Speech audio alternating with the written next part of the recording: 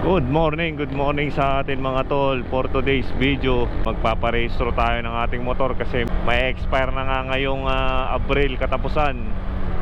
Kaya another year na naman para magparehistro ng motor at gumastos.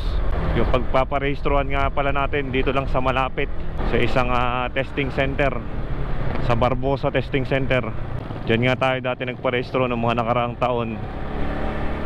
Kaya medyo kabisado na natin yung sistema nila. Mamaya malalaman natin kung magkano aabutin ang pagpaparehistro ng motor. Tanda ko dati umabot tayo ng 2,100 mahigit. Kasi nung mga nakaraang rehistro nga natin, medyo na-expire na yung ating rehistro. Kaya medyo nagkabayad tayo ng penalty. Kaya ngayon, hindi pa naman na-expire yung rehistro natin. Kaya on time naman tayo. Kaya mamaya malalaman natin kung magkano nga ba abutin ng parehistro ngayong taong 2024. Yung oras nga natin ngayon, ang oras ngayon nasa 9 o'clock. Pero yung init, ramdam na natin yung init dito. Kahit alas 9 pa lang siguro, parang nasa 30 na yung temperature natin, baka mga 32 ganyan. Kaya sa mga kababayan natin na bumabiyahe, talagang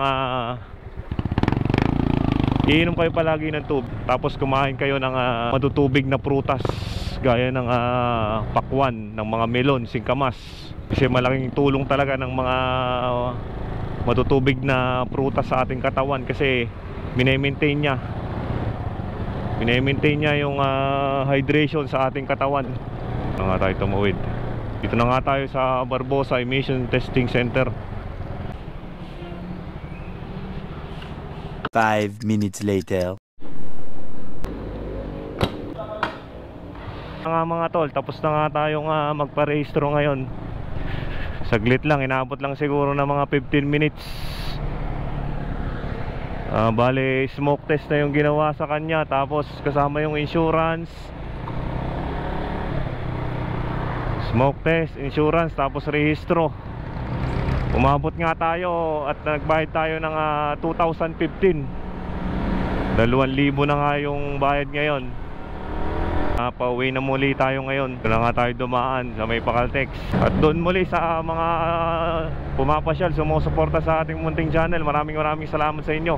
Naway pagpalaing palagi kayo na may kapal. Keep and drive safe to all.